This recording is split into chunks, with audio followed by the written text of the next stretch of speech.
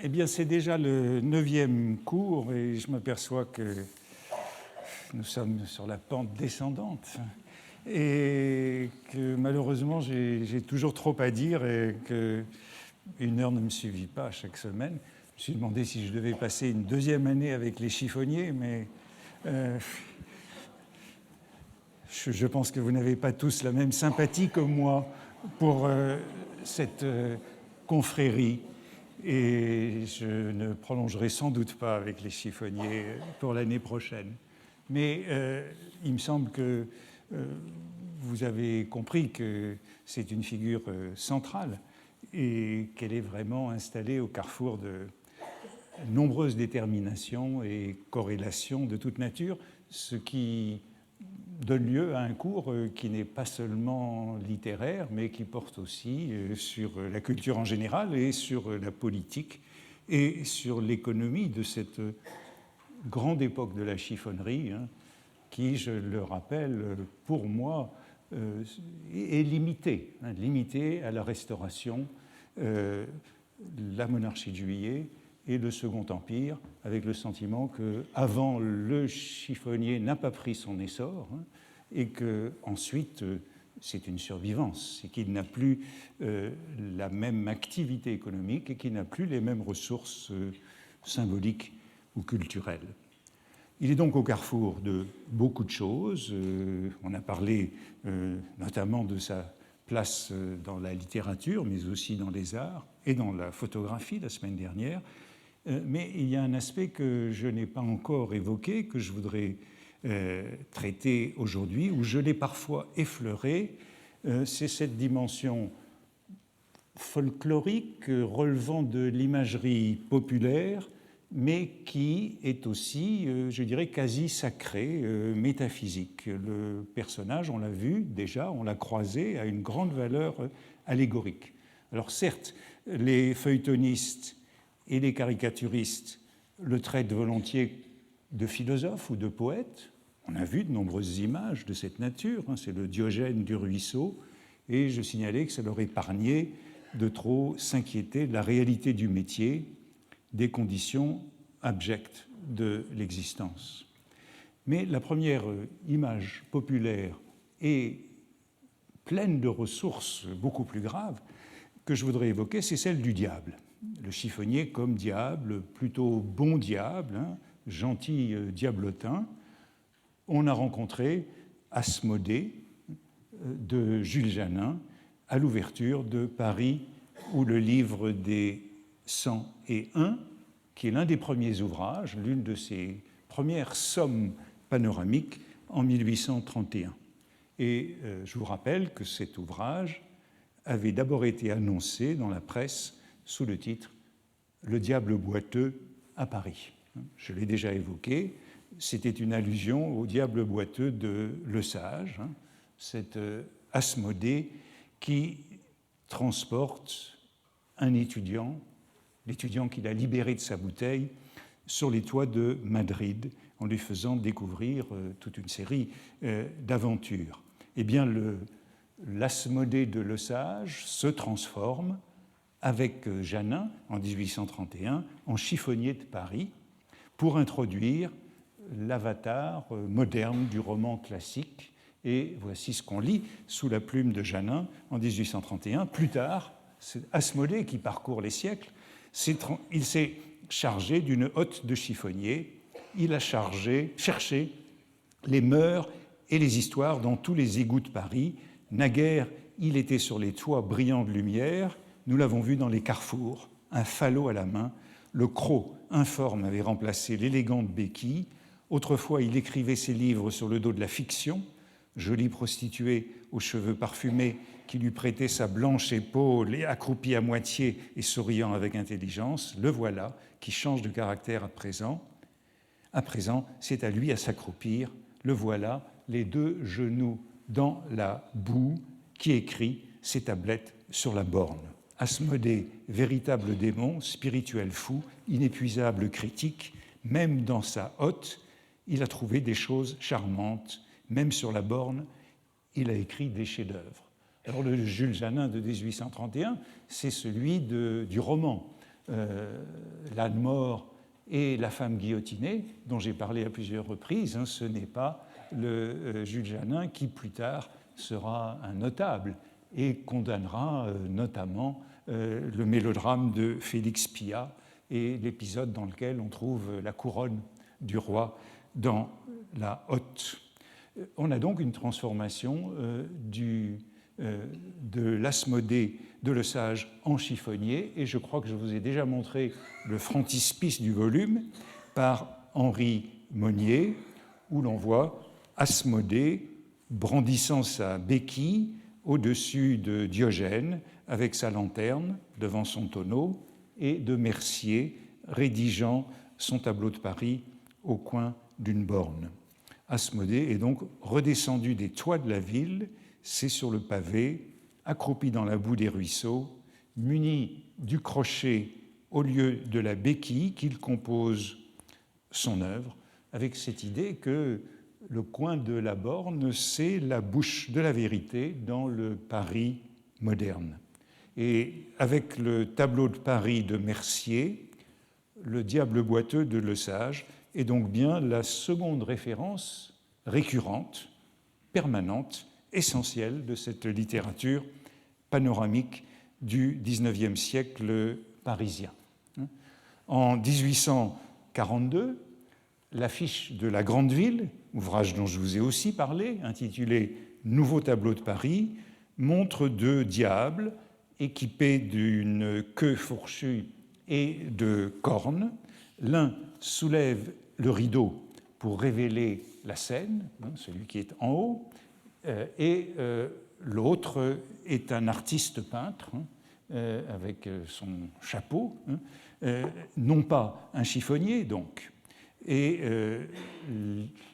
on a la liste ici de tous les collaborateurs et de tous les illustrateurs en dessous pour ce nouveau tableau de Paris. Et donc c'est bien le rôle du diable que de devenir le montreur des curiosités parisiennes. L'identification du diable en Cicérone de Paris et du chiffonnier est explicite dans les deux beaux volumes du Diable à Paris, publiés par Hetzel en 1845 et 1846. Bon, c'est pour faire concurrence aux Français peints par eux-mêmes, qui ont été publiés au début des années 1840, et Hetzel fait appel aux mêmes collaborateurs que Curmer pour les Français peints par eux-mêmes, par exemple Balzac, Nodier ou Nerval, et les illustrateurs sont Henri Monnier et Gavarni notamment pour de nombreuses gravures, et Bertal pour les vignettes. Et c'est Hetzel lui-même, l'éditeur, qui, sous le pseudonyme de P.J. Stahl, introduit le premier tome, donc, du Diable à Paris, dans un prologue qui est intitulé « Comment il se fit qu'un diable vint à Paris et comment ce livre s'ensuivit ».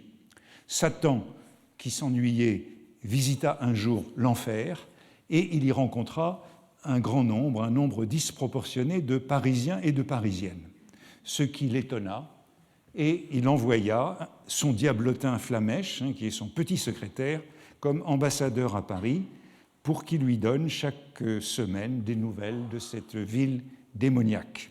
Flamèche descendit donc sur le boulevard. Arrivant à Paris, il va sur le boulevard des Italiens, déguisé en dandy parisien. Tombé aussitôt amoureux, il cherche des collaborateurs pour rédiger les lettres hebdomadaires à Satan et, nous dit Stahl, chacun mit à sa disposition ceux-ci leurs plumes, ceux-là leurs crayons. Écrivain et illustrateur. Et voici le frontispice, très connu, mais qu'il faut replacer dans son contexte, de Gavarni pour le premier tome, qui représente cet élégant dandy, de Flamèche, le diablotin en dandy, habillé de noir, les cornes qui dépassent à peine de ses boucles, et droit, debout sur un plan de Paris, un pied fermement posé sur chaque rive, désinvolte, tenant à la main gauche sa lanterne et son crochet, tandis que de la main droite, il approche un monocle de son œil. Alors la lanterne ressemble moins à celle du chiffonnier qu'à une lanterne magique. cet instrument très à la mode et qui est, par exemple, celui que Balzac évoque comme le modèle de la comédie humaine. Et vous voyez qu'ici, on a une parenté entre le diable, le chiffonnier et le guide de Paris qui est tout à fait un lieu commun, qui est désormais un lieu commun, qui n'est même pas commenté par cette introduction. Elle va de soi depuis une dizaine d'années, et même plus, donc depuis le livre des 101 en 1831, mais il y a d'autres publications qui ont joué sur le titre du roman de Le Sage. Par exemple, il y a un guide de Paris pour les étrangers de 1823, c'est le moment qui est le début de toute cette période qui m'intéresse, qui est intitulé « Le petit diable boiteux ou le guide anecdotique des étrangers à Paris ». Donc c'est le Baedeker de Paris avec le diable comme guide. Là, on retrouve Flamèche à la fin du prologue de Hetzel, qui, dans Le diable à Paris, avec une vignette de Bertal, et vous voyez qu'il est entouré de ses collaborateurs, prenant la même pose que sur le frontispice de Gavarni et scrutant la collecte de papiers et de dessins qui sont répandus sur le sol. Peut-être que Hetzel joue sur le sens du mot chiffonnier.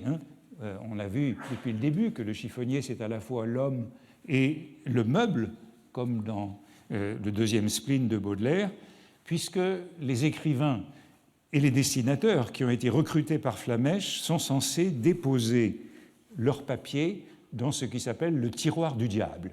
Chaque semaine, ils déposent leurs lettres dans le tiroir du diable, et les parties du volume du diable à Paris s'appellent le tiroir du diable, autre nom que prendra la publication. On rééditera le second volume sous le titre Le tiroir du diable, parce qu'il ne s'était pas aussi bien vendu que le premier.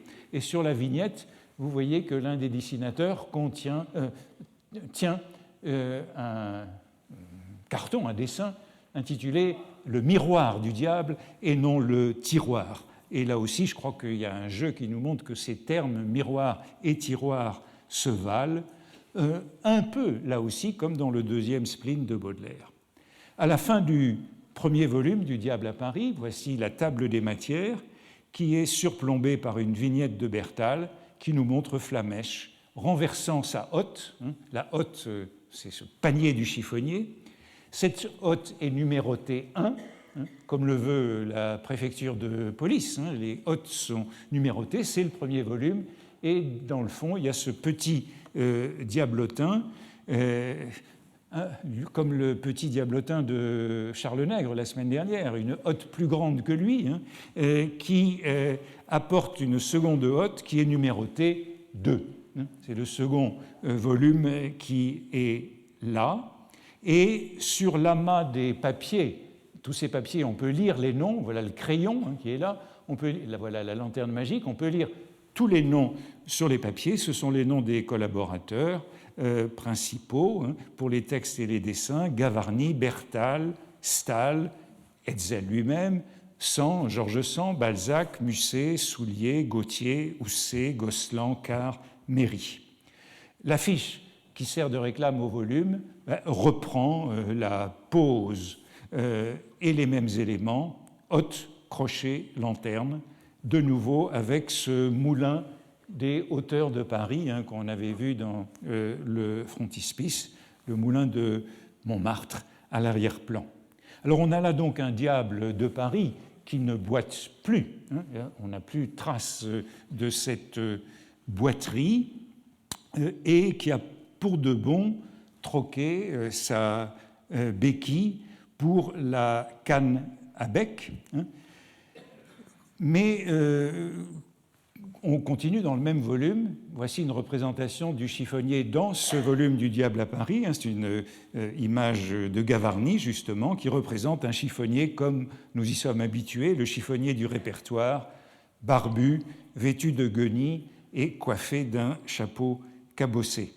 Mais je crois qu'on peut rappeler ici que dans ce diable boiteux avec la béquille qui est une sorte d'équivalent du chiffonnier. On peut rappeler aussi ce que j'ai souvent signalé, ce rapprochement entre le chiffonnier et le grognard. Le grognard invalide à l'occasion.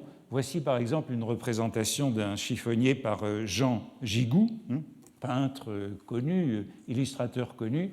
Vous voyez, c'est intéressant, elle vient d'un article sur le chiffonnier dans The New World, revue de New York. Je vous disais le nombre très important d'articles sur le chiffonnier de Paris à Londres et à New York. Et je n'ai pas encore trouvé cette illustration, mais elle est peut-être aux estampes à la Bibliothèque nationale. An old chiffonnier, l'orthographe est intéressante, N-N-E-E, drawn in Paris by Mr. Gigou. Et vous voyez que ce chiffonnier est appuyé, la hotte appuyée contre la borne, la béquille et le set avec son bec. Ça nous rappelle le nombre de ces représentations très importants du grognard à béquille. En voici une de Charlet, puisqu'il a été question de Charlet à différentes occasions, notamment avec son ivrogne, le chiffonnier ivrogne. Voici une représentation typique de Charlet. Vous comprenez pourquoi Charlet, Baudelaire ne l'aimait pas trop, l'invalide avec les enfants jouant avec le bicorne et la béquille.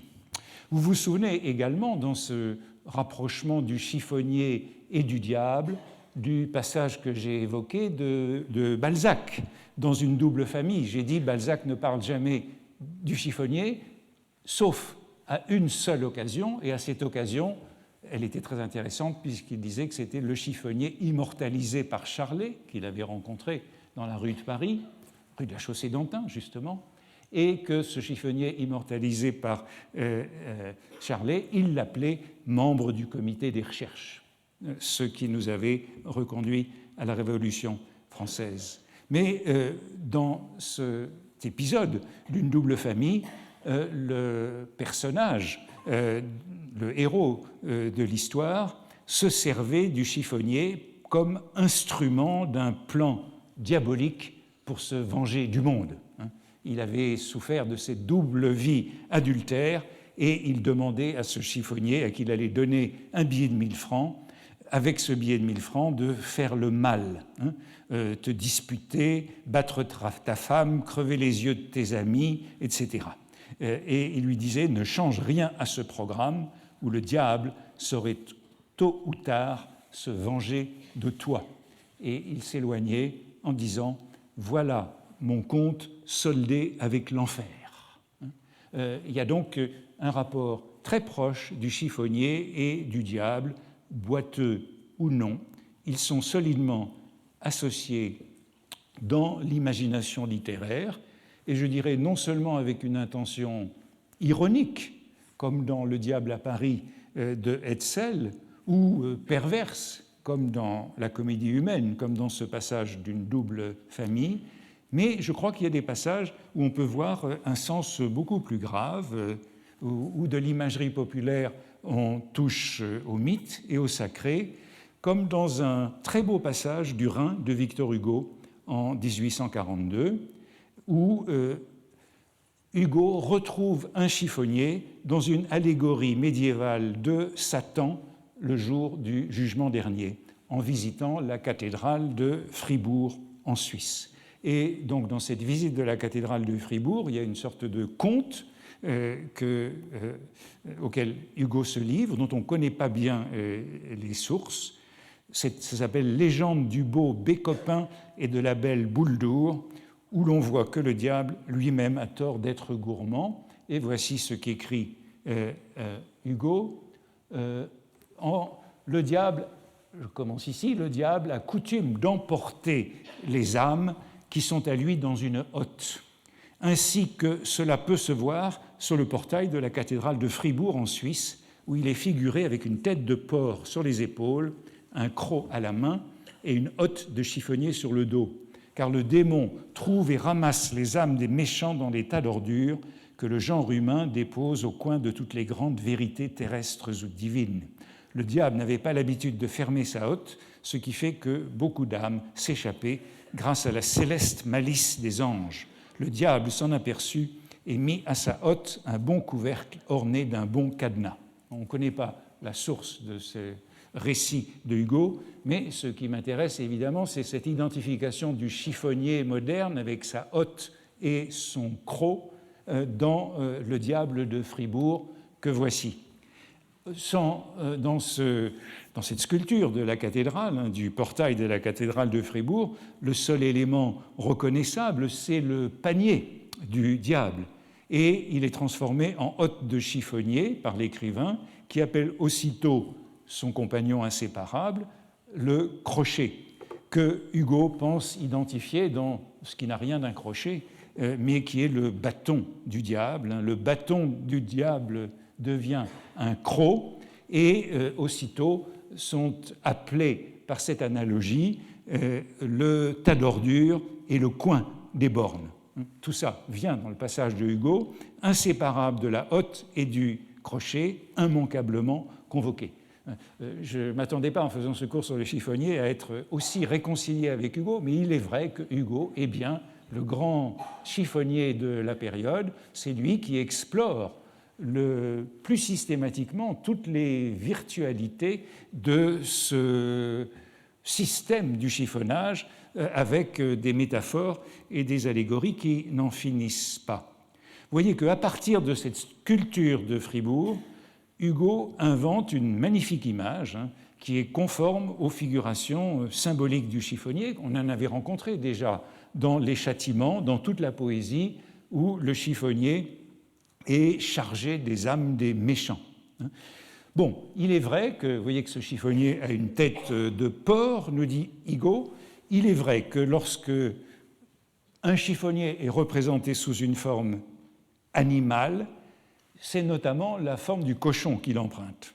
Sans doute parce que le cochon, qui se nourrit de restes, de res delictae, des relictae, le chiffonnier, le cochon est le grand chiffonnier de la nature. Alors, il y a de nombreux chiffonniers qui sont représentés en cochon, et évidemment, le plus évident, c'est ce cochon de l'apparent que j'évoquais à propos du comité des recherches de la Révolution française. Cochon de l'apparent, c'est le membre le plus connu du comité des recherches de la Révolution française, et donc il est traditionnellement représenté en chiffonnier. Le voici à gauche. Ça, c'est Cochon de l'apparent pendant la Révolution, qui est en train, dans cette illustration, piétiner la constitution de l'an III et tentant de déterrer les symboles de la royauté au pied d'un arbre de la liberté. Cochon de l'apparent, qui est le chiffonnier par excellence de la Révolution française, est ainsi représenté. Il est vrai que la Révolution française a fait grand usage de l'imagerie du cochon, puisque c'est comme cela que Louis XVI était représenté à partir du moment de la fuite à Varennes. Et à droite, c'est Louis XVI en 1791. Toute la famille royale est identifiée au cochon à partir de Varennes. Je ne sais pas très bien pourquoi, peut-être à cause des fameux pieds de porc de Sainte-Ménehould. En tout cas, voici le retour de Varennes. C'est la famille des cochons ramenés dans l'étable. Et on a donc Louis XVI et tous les siens de retour à Paris. Le chiffonnier, donc, quand il est représenté sous forme animale, c'est le cochon. Et voici encore un dessinateur auquel je n'avais pas pensé à m'intéresser, mais je me suis dit, puisque j'avais trouvé des illustrations du chiffonnier à peu près chez tous, il fallait que j'aille voir chez Granville. Et voici une illustration de Granville, des Métamorphoses du jour, de 1828-1829, où une planche très intéressante montre deux oiseaux, un serin et un merle, et ils sont des représentants des petits métiers parisiens. Le serin, me semble-t-il, et je crois que c'est un musicien ambulant et qu'il a une sorte d'orgue de barbarie qui tournerait là, mais je n'en suis pas absolument convaincu. En tout cas, le petit dialogue qui se trouve sous cette illustration est celui-ci. « Tu veux m'empêcher de siffler, grand serein, je te dis de te taire, vilain merle. » C'est donc une prise de bec entre le serein et le merle dans la rue de Paris. Et comment cette rue de Paris est-elle signifiée? Elle est signifiée par le chiffonnier qui est là à l'arrière-plan et qui, me semble-t-il, ne participe pas à la scène. Il est là simplement pour désigner qu'on est dans le décor permanent de la rue parisienne. Un chiffonnier doit être présent. Et vous remarquerez que ce chiffonnier est en effet revêtu de l'immuable pantalon Garance. On avait vu dans différentes descriptions, le chiffonnier a toujours un vieux pantalon Garance. Et c'est ainsi qu'il est représenté, avec le bonnet de coton qu'on a toujours repéré. Et puis, voici le numéro. C'est une gravure de 1828-1829. Et vous vous souvenez que l'ordonnance royale qui oblige la numérotation des chiffonniers, c'est une ordonnance de 1828. Donc c'est un événement exactement contemporain qui nous montre cette médaille sur la hotte du chiffonnier. Alors ça, c'est une reproduction qui date de 1854, de réédition de 1854 des Métamorphoses du jour. Mais voici la première édition. Vous voyez que le pantalon Garance est encore mieux représenté comme un pantalon d'uniforme. Voilà, le chiffonnier, c'est donc le décor permanent de la rue parisienne et il est avec cette tête de cochon. Lorsque Hugo identifie son diable de la cathédrale de Fribourg à un chiffonnier, eh bien, il retrouve un cliché contemporain qui est répandu dans les tableaux et les physiologies de Paris. Mais, encore une fois, la source de cette interprétation, l'histoire du cadenas sur la hotte, cela est inconnu, mais cela rejoint beaucoup de thèmes qu'on a rencontrés chez Hugo, ces âmes des méchants déposées dans l'état d'ordure. Il y a une symbolique très cohérente chez Hugo, vous vous souvenez du pain aîné qu'un chiffonnier n'aurait pas ramassé, dont un chiffonnier n'aurait pas ramassé une lame au coin de la borne. Il n'y a pas de doute que, pour Hugo, le diable en chiffonnier mène le cortège des damnés au jour de la rétribution. Alors je crois qu'après cette figure du diable, on peut observer de manière un peu plus générale et peut-être plus séculière ou plus mythologique le rapport du chiffonnier avec sa hotte, son crochet et sa lanterne au temps, avec une majuscule. Et à différentes reprises, j'avais déjà évoqué le chiffonnier comme allégorie de Chronos. Par exemple, Edmond Texier, qui est l'auteur du Tableau de Paris en 1852, explique pourquoi il lui paraît opportun d'ajouter un nouveau tableau de Paris alors qu'il y en a déjà tellement. Et il dit que c'est parce que le temps emporte Paris dans un mouvement incessant et accéléré. Et voici le passage. Oui, tout a été exploité, et cependant tout reste encore à dire. À Paris, tout change, tout se transforme, tout passe. On trouve ce thème de la transformation permanente, souvent évoqué. Tout disparaît pour reparaître. Le mythe de Protée seul peut donner une forme complète de cette ville fabuleuse, comme la mythologie est variable, comme l'atmosphère. Et puis je saute en bas du passage, c'est ça qui m'intéresse et qui traite directement du chiffonnier. Que nous restait-il donc à faire, à nous descendus dans l'arène après 100 000 passés et avant 100 000 à venir? Le temps a fait la place libre, et cependant nous avons pu glaner là où a passé l'impitoyable faucheur, le grand chiffonnier qui entasse tant de choses dans sa hotte immortelle. Donc il y a l'idée que de la glane, la glane, c'est cette récolte à laquelle se livre le chiffonnier, et il est traité donc d'impitoyable faucheur avec sa hotte immortelle. Et vous voyez qu'il y a un jeu sur le Chronos équipé de sa faux la faux de la mort, qui est une sorte de grand 7, puisque le croc du chiffonnier a comme sobriquet le 7 à cause de sa forme. Et évidemment, entre la faux de Chronos et le crochet du chiffonnier, il y a une profonde analogie qui est présente. Et cette même métaphore inséparable de la mythologie du chiffonnier, on la trouve un peu partout. Je la retrouve par exemple dans Le chiffonnier de Paris, le mélodrame de Félix Pyat, qui décrit sa vie. Il décrit sa vie en ces termes. Qu'est-ce qu'il est? Un champignon du fumier de Paris, un trognon de la capitale, un des rebuts de la vieille ville que le temps, ce maître chiffonnier, ramasse dans sa grande hotte. Donc il est lui-même ce trognon, lui-même chiffonnier, et au service de ce maître chiffonnier qui ramasse tout dans sa grande hotte quand il les voit. Depuis 60 ans, je traîne ainsi le crochet en main les rues de Paris que je n'ai jamais quitté, où j'ai toujours vécu, où je ne suis pas mort plutôt, car on ne peut pas appeler ça vivre en vérité.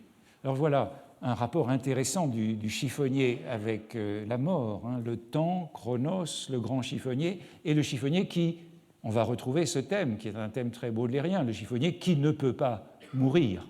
Le chiffonnier, c'est aussi celui qui ne meurt pas, ainsi que se décrit le père Jean dans Le chiffonnier de Paris. Vous voyez qu'on a de nombreuses images de cette grande hotte du maître chiffonnier qui est le temps, qui ramasse tout, qui entasse tout. Bon, un peu comme ce gros meuble à tiroir des Fleurs du Mal, variation sur le chiffonnier sentimental. L'allégorie du chiffonnier comme personnification de la roue de la fortune, je l'ai déjà signalé, mais vous voyez qu'elle prend là toute sa profondeur, cette roue que l'on descend le plus souvent. On la remonte rarement, je l'ai dit, mais l'une de ces remontées célèbres, c'est les 100 jours. Napoléon, revenant de l'île d'Elbe, remontant la roue de la fortune, bien sûr pour retomber plus bas. Cette roue de la fortune, elle est aussi confondue avec la roue d'Ixion, personnage mythologique condamné par Zeus à être attaché à une roue tournant éternellement. Et c'est ce que dit le mauvais chiffonnier du chiffonnier de Paris lorsque sa double vie est découverte. Il s'écrie « Ma vie n'est plus qu'un long crime que je recommence toujours et contre tous. C'est la roue éternelle d'Ixion. Une fois engrené dans cet horrible rouage, il faut y passer corps et âme tout entier. » Alors bien sûr, j'avais touché déjà à ce thème qui associe le chiffonnier à la roue de la fortune, on fait une sorte d'allégorie moderne de la roue de la fortune. J'y avais touché à propos de cette proximité entre le trône et la borne. On passe du trône à la borne, comme on passait du Capitole à la roche tarpéienne. Et vous vous souvenez de cette phrase de Chateaubriand que j'ai citée un jour, qui est l'introduction du récit des 100 jours.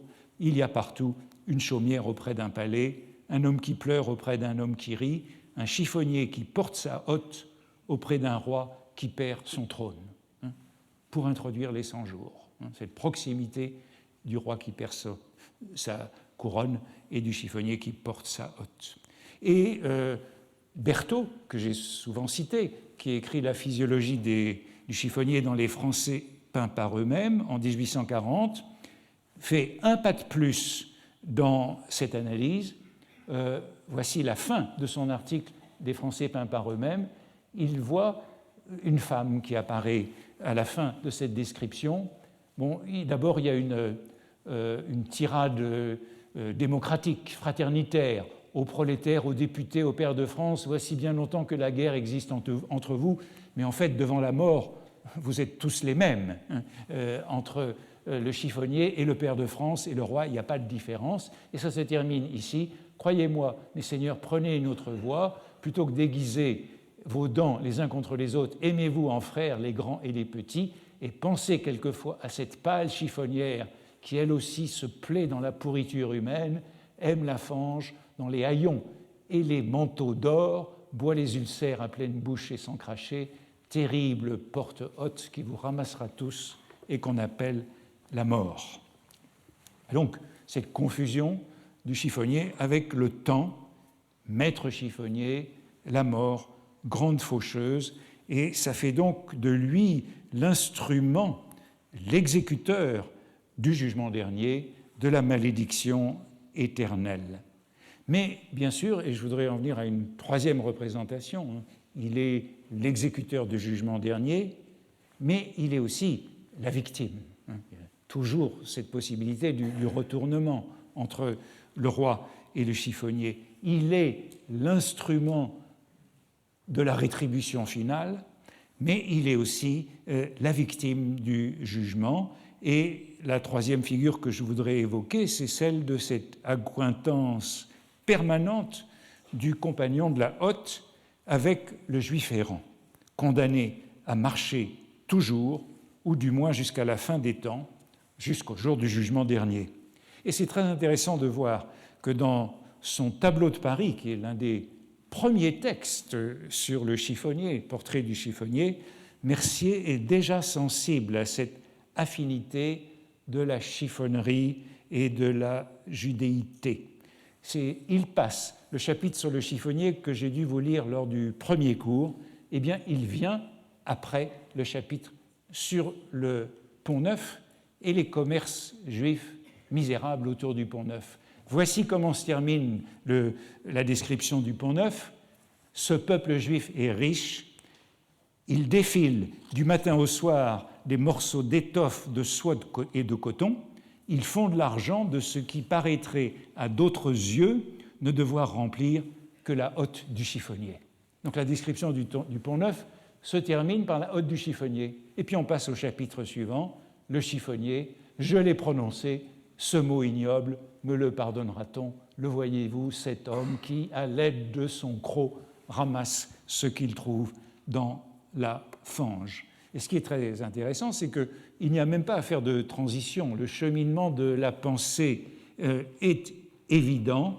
La description du chiffonnier suit immédiatement cette description de cet atelier de tissu, de ce qu'on appelle en yiddish les schmattes, pour les défilés. On retrouverait cette analogie du chiffonnier et du juif errant un peu partout dans les textes, et je ne prendrai qu'un seul exemple, et c'est, encore une fois, je le prends dans un texte anglais cette fois, ou plutôt écossais, excusez-moi, écossais, dans une publication d'Édimbourg. C'est très intéressant, je vous dis, la multiplicité des textes sur le chiffonnier à l'étranger, où on trouve la description, là ce sont des chiffonniers bretons, il les décrit, donc c'est des chiffonniers plutôt campagnards. He is a kind of cross between a wandering Jew and a gypsy. Le chiffonnier, c'est le croisement du juif errant et du bohémien, ou du tzigane. Revue d'Édimbourg de 1860. Alors bien entendu, il faut faire un peu attention ici, parce que le chiffonnier et le fripier, ce sont deux métiers différents, ce sont deux activités très différentes au XIXe siècle. Le fripier, c'est le marchand d'habits, et le chiffonnier, c'est celui qui ramasse les chiffons. J'ai évoqué déjà, je crois, la pantomime de deux bureaux, marchand d'habits, qui met aux prises un fripier, marchand d'habits, et un chiffonnier joué par De Bureau et par Jean-Louis Barrault dans Les Enfants du Paradis. Dans la pantomime des Enfants du Paradis, il y a le chiffonnier et le marchand d'habits. Deux personnages radicalement différents, mais évidemment, au XXe siècle, comme les chiffonniers proprement dit ont disparu, on a tendance, dans l'usage, à confondre le chiffonnier avec le fripier. Quand on parle des chiffonniers d'Emmaüs, ça n'a rien à voir avec le chiffonnier du XIXe siècle. Et vous vous souvenez de la distinction que faisait Henry Mayhew à propos des rues de Londres que j'avais citées, où il distinguait nettement les street sellers, vendeurs ambulants, les street buyers, acheteurs ambulants, marchands de peau lapin ou chiffonniers qui, à Londres, entrent dans les maisons, le street finder, donc c'est celui qui ramasse dans la rue, et il y avait une quatrième catégorie chez Mayhew, c'était le street Jew. Le street Jew, c'était le marchand d'habits. Ne pas les confondre donc, hein, malgré la confusion permise par Les Enfants du Paradis. Je vous rappelle que c'est un film tourné en 1943 et 1944 et où, je crois que je l'avais cité, Lassner dit à Géricault, le marchand d'amis, hein, le qualifiant de mouchard, et Géricault est bien sûr juif, c'est le sobriquet d'un certain Josué. Je vous rappelle que c'est Pierre Renoir qui le joue, et malheureusement, ce n'est pas Robert Le Vigan qui a dû fuir à Sigmaringen. C'était lui qui jouait Géricault. Il y a donc une seule photo de lui dans le rôle, probablement plus meilleur acteur que Pierre Renoir. Les chiffonniers, dans l'imagination du XIXe siècle, comme les colporteurs, descendent donc de Ahasverus, hein, le héros romantique qui a été mis à la mode par Edgar Quinet au début de la monarchie de Juillet. Et Edgar Quinet reprend cette légende médiévale du juif errant, hein, Isaac Lagdem. Et l'épopée d'Edgar Quinet date de 1833. L'origine du juif errant est bien connue, je la rappelle. Hein.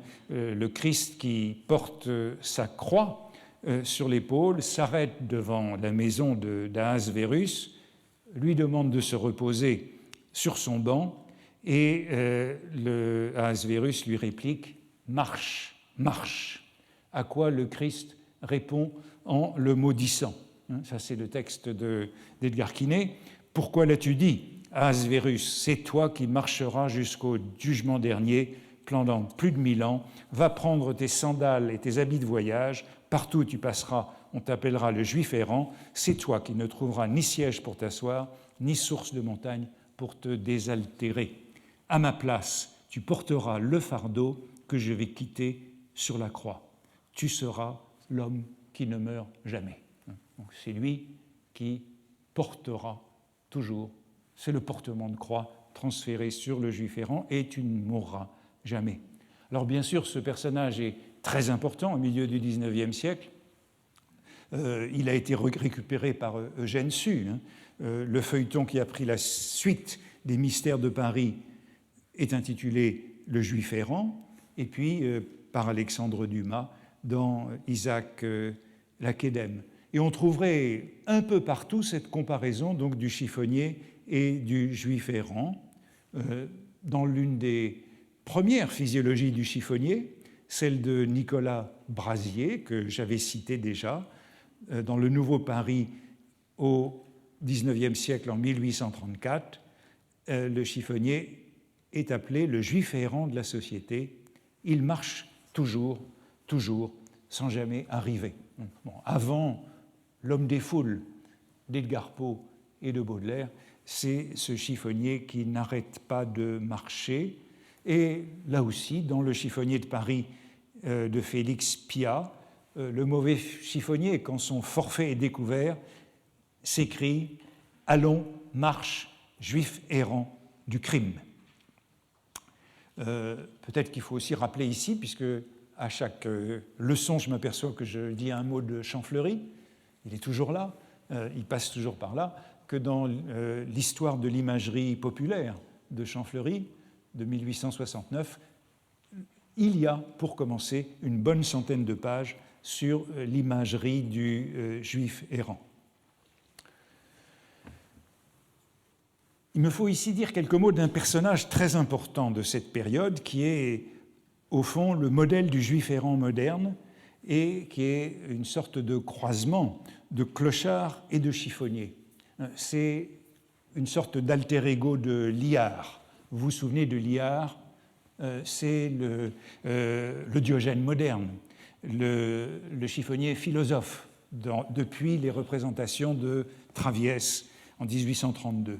Auprès de Liard, il y a toujours un autre personnage qui est en quelque sorte son double et qui s'appelle Chodruc Duclos. Chodruc Duclos est une véritable légende parisienne de la Restauration.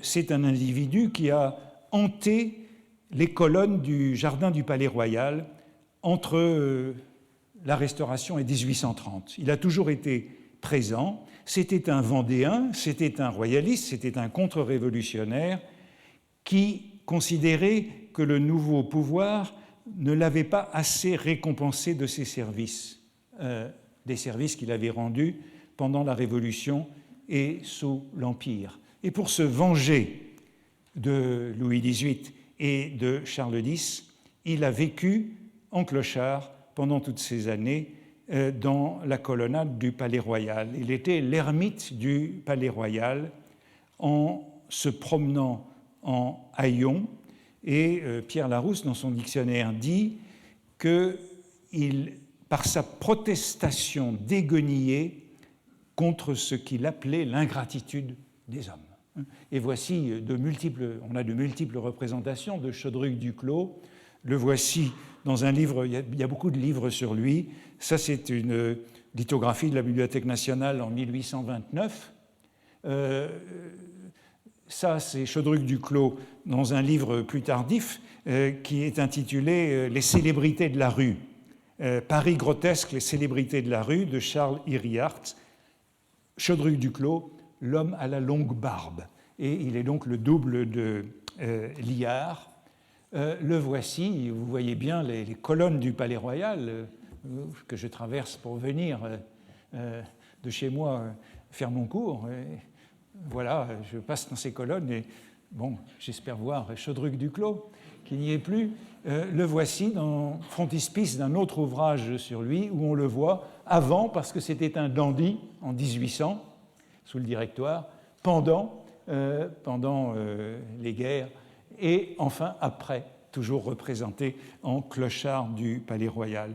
C'est donc un personnage très célèbre, sur lequel on a beaucoup écrit, et Iriart, dans ses célébrités parisiennes, cite des vers qui lui sont consacrés dans le journal d'Auguste Méry, un journal qui porte un titre approprié qui s'appelle Némésis. Et voici ces vers sur Chodruc Duclos. Enfin, j'extrais un passage du long poème.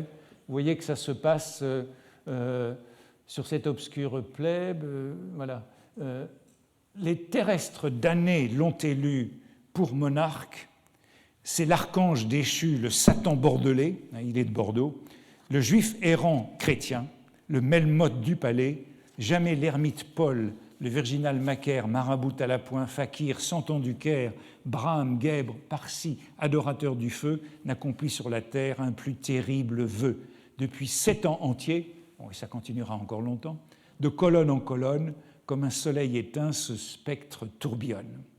Alors vous voyez qu'il y a les modèles qui sont très nombreux pour évoquer ce nouveau stylite moderne, car son entêtement a manifesté son ressentiment contre le siècle, à moins que ce ne fût de la folie, en a fait une vraie célébrité dont on s'est souvenu, là aussi, tout au long du siècle. Et je voudrais évoquer 2 passages où Hugo l'évoque, puisque c'est toujours chez Hugo que l'on retrouve avec une telle densité ces personnages parisiens. Voici ce que Hugo dit de Chodruc Duclos dans Les Misérables, et c'est un motif d'admiration de Paris. Paris combine dans un type inouï qui a vécu et que nous avons coudoyé la nudité grecque, l'ulcère hébraïque et le colibé gascon. Il mène Diogène, Job et Paillasse, habille un spectre de vieux numéros du Constitutionnel et fait Chodruc Duclos. Voilà un croisement très intéressant puisqu'on y retrouve Diogène, ce modèle du chiffonnier philosophe, Job, le prophète biblique, et Paillasse, le comique populaire, bon, gascon, en raison des origines de Chodruc Duclos. Et voilà, me semble-t-il, avec ce Chodruc Duclos, une excellente définition de l'immortel chiffonnier du XIXe siècle, avec cette ce mélange d'imagerie populaire et de profondeur prophétique et quasi sacrée. C'est donc un personnage qui compte beaucoup pour Hugo, et j'ai été surpris d'observer que Hugo y fait référence à différentes reprises, et en particulier dans son introduction au Paris guide de l'exposition de 1867. Cette introduction de Hugo qui est encore en exil à la modernité parisienne. Et c'est très intéressant puisqu'il traite à ce moment-là Chodruc-Duclos de chiffonnier des siècles qui fouille au coin d'une des bornes de Paris les plus tragiques. Je dois dire que j'avais oublié qu'une borne avait été un tel accessoire de l'histoire de France, la borne sur laquelle l'assassin d'Henri IV est monté et a pris appui pour frapper le roi. Le sous-sol de Paris, écrit Hugo, est un receleur. Le receleur, le voici. Il cache l'histoire. Si les ruisseaux des rues entraient en aveu, que de choses il dirait. Faites fouiller le tas d'ordures des siècles par le chiffonnier Chodruc-Duclos au coin de la borne de Ravaillac. Voilà, cette superbe juxtaposition de ces éléments. Le tas d'ordures des siècles, le chiffonnier Chodruc-Duclos, cette sorte de némésis du roi sous la Restauration, au coin de la borne de Ravaillac. Si trouble et si épaisse que soit l'histoire, elle a des transparences. Regardez-y, tout ce qui est mort comme fait et vivant comme enseignement, et surtout ne triez pas, contemplez au hasard. Et comme à chaque fois que Hugo évoque ce système du chiffonnage, les termes reviennent à foison, ruisseau des rues, tas d'ordures, coin de la borne. Jamais il ne renonce à ce lexique. Chodruc-Duclos n'était donc pas un chiffonnier au sens de la préfecture de police. Il n'avait pas de hotte, pas de médaille. C'était un vagabond, de temps en temps arrêté par la police pour vagabondage, mais remis en liberté. Il ne représente pas moins, aux yeux de Hugo, le chiffonnier de l'histoire. Et Hugo décrit cette méthode de l'histoire qui est celle de la chasse au trésor, celle du chiffonnier, qu'on avait donc déjà rencontré. Le chiffonnier, symbolisant Chronos, ressemblant au juif errant, qui marche jusqu'au dernier jour, il s'ensuit que la hotte est une métaphore du temps comme totalité, comme sommation des siècles, faite à la fois de toute la mémoire et de tout l'oubli des hommes.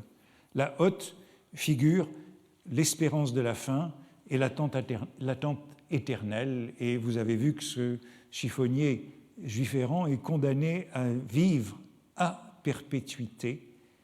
Comme le juif errant, le chiffonnier marche à jamais sous son fardeau, et je crois que ça en fait une parfaite image de ce fantasme mélancolique de l'impossible mort qui a été analysé dans Les Fleurs du Mal par Jean Starobinski ou par John Jackson, cette idée qu'il y a une condamnation à vivre à perpétuité.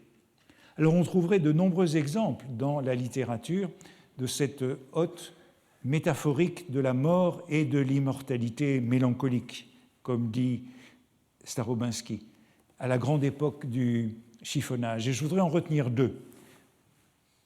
Je n'irai pas beaucoup plus loin. J'en retiendrai deux exemples, pris justement chez Hugo et chez Baudelaire, et qui sont tous deux liés à Paris, la ville du chiffonnier. Le premier exemple, c'est un exemple de Hugo qui figure dans le poème intitulé « Jour de fête aux environs de Paris », poème qui est daté de 1859 et qu'on trouve dans les chansons des rues et des bois. Jour de fête aux environs de Paris. On est donc au-delà des barrières de l'octroi. Paris est aperçu de loin, ses murs, ses dômes, ses cheminées depuis la campagne, et la scène se situe près d'un cabaret donc au-delà des barrières, vers la route de la révolte, déjà évoquée dans ce cours, cette route du nord-ouest de Paris qui rejoint la porte de Champéret et la porte de Saint-Ouen. C'est la route de Versailles à Saint-Denis. On est là, on est du côté de Suresnes ou de Clichy. Et voici quelques strophes du poème. Le buveur chancelle à la table qui boite fraternellement. L'ivrogne se sent véritable, il oublie au clair firmament tout, la ligne droite, la gêne, la loi, le gendarme, l'effroi, l'ordre et l'échalas de Suresnes raillent le poteau de l'octroi. Puis un peu plus loin, dans le poème, la charrette roule et cahote, Paris élève au loin sa voix, noir chiffonnier qui dans sa hotte porte le sombre tas des rois. Vous voyez que le poème se situe un jour de fête, le dimanche ou le jour férié, ce jour dont rêvait le chiffonnier immortalisé par Charlet. Et pourtant, voilà comme je serai dimanche, pour aller boire au-delà de la barrière de l'octroi. Et vous voyez qu'on a aussi la boiterie. Le buveur boite comme la table bancale, comme le diable boiteux, et je dirais tout simplement comme un chiffonnier. Et quand je lis ce poème, il me semble que c'est un peu le vin des chiffonniers de Victor Hugo, à mettre à côté de celui de Baudelaire, et probablement un vin des chiffonniers de Hugo qui est plus conforme à l'analyse qu'en propose Walter Benjamin. L'ivrogne oublie qui il est, sous l'effet de l'alcool, raille l'autorité et se prend lui-même pour un souverain. L'échalas de Suresnes, l'échalas, c'est ce mauvais vin qu'on appelait du jus d'échalas. Ces échalas qui servaient à supporter les ceps de vigne. Cet échalas qui raille le poteau de l'octroi. C'était Benjamin qui insistait sur le fait qu'il fallait aller au-delà de l'octroi pour boire le vin moins cher. Et puis la dernière strophe, qui, je dois dire, me plaît beaucoup, c'est Paris qui devient à son tour chiffonnier et qui porte une hotte. C'est la ville qui est personnifiée en chiffonnier, ce Paris noir, noir de saleté comme le chiffonnier, ou noir de vin. Et puis, il y a cette image des rois entassés dans la hotte de Paris, des tas des rois, du tas des rois, comme on dit un tas d'ordures, porte le sombre tas des rois. Cela nous rappelle évidemment l'image de la cathédrale de Fribourg de tout à l'heure, où vous vous souvenez que derrière la hotte du chiffonnier, encordée par le diable, il y avait une série de femmes et un roi couronné. Un roi couronné. On comprend pourquoi Hugo était si sensible à cette représentation de la cathédrale. Donc ça nous rappelle cette image de la cathédrale de Fribourg et une notation très intéressante de Hugo qui se trouve dans des fragments pour la légende des siècles où il associe la guillotine à l'Ancien Régime. Ce sont des fragments qui montrent la guillotine comme un rebondissement de l'Ancien Régime qui font des rois les bâtisseurs de l'échafaud de Louis XVI. Et l'expression est celle-ci, guillotine, le chiffonnier à la haute fleur-de-lysée. Guillotine, le chiffonnier à la haute fleur-de-lysée. Une image assez extraordinaire qui confond le bourreau de l'Ancien Régime et celui de la Terreur et qui assimile la guillotine au chiffonnier de Paris, celui du poème de Hugo qui, dans sa hotte, porte le sombre tas des rois. La haute fleur-de-lysée, je l'avais déjà suggéré un jour, c'est le panier où tombe la tête du roi, et ça suggère un nouveau rapprochement entre le roi et le chiffonnier.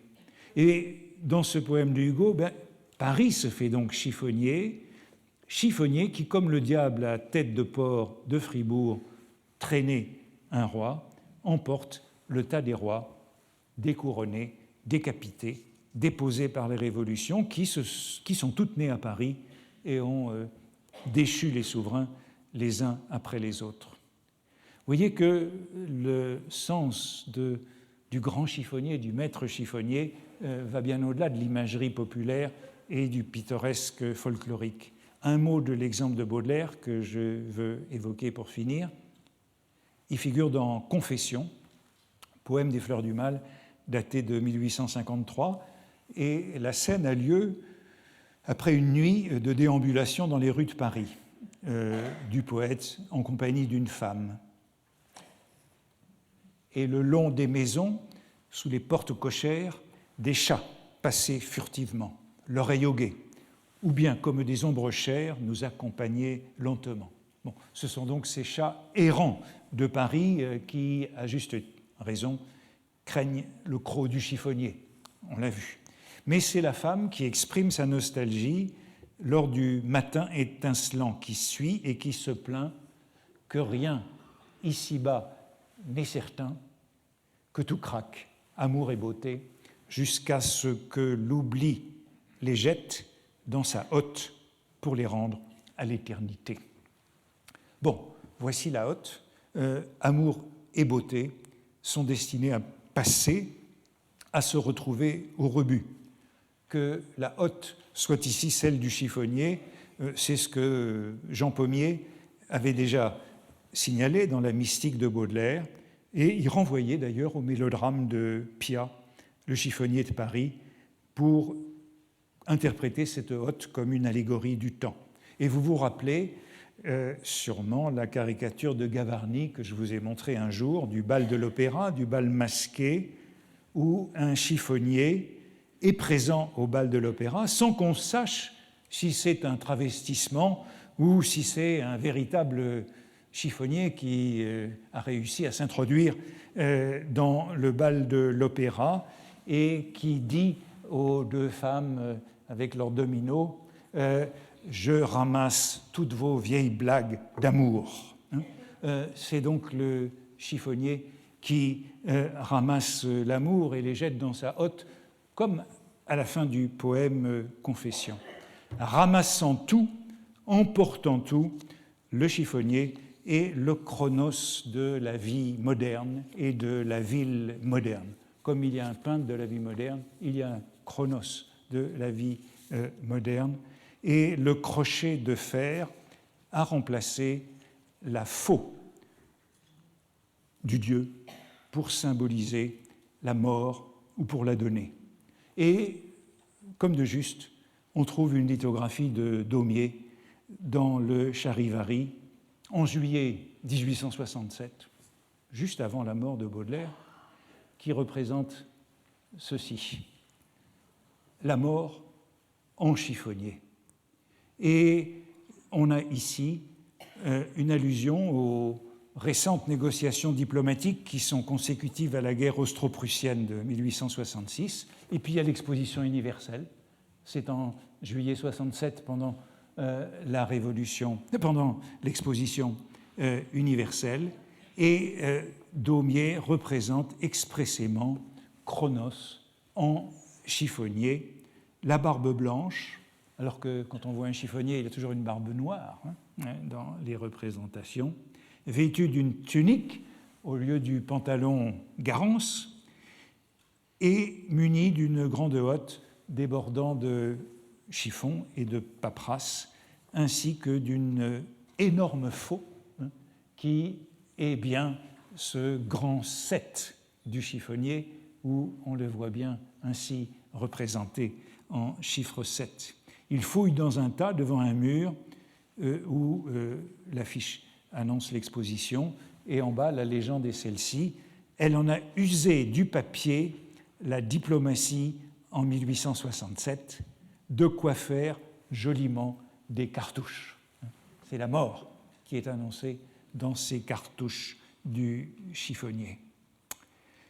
On a donc, je crois, une image parfaite pour conclure sur cette profondeur de la représentation du chiffonnier qui a l'air folklorique ou populaire, mais qui touche à cette équivalence avec Chronos, de son crochet et de la faux, du temps ou de la mort. Et je crois que l'on pourrait, mais je n'ai pas le temps, poursuivre cela dans un certain nombre d'autres poèmes de Baudelaire où on revoit cette métaphore du chiffonnier comme eh bien, cette condamnation à ne jamais mourir qui est celle du juif errant et à marcher toujours. Merci.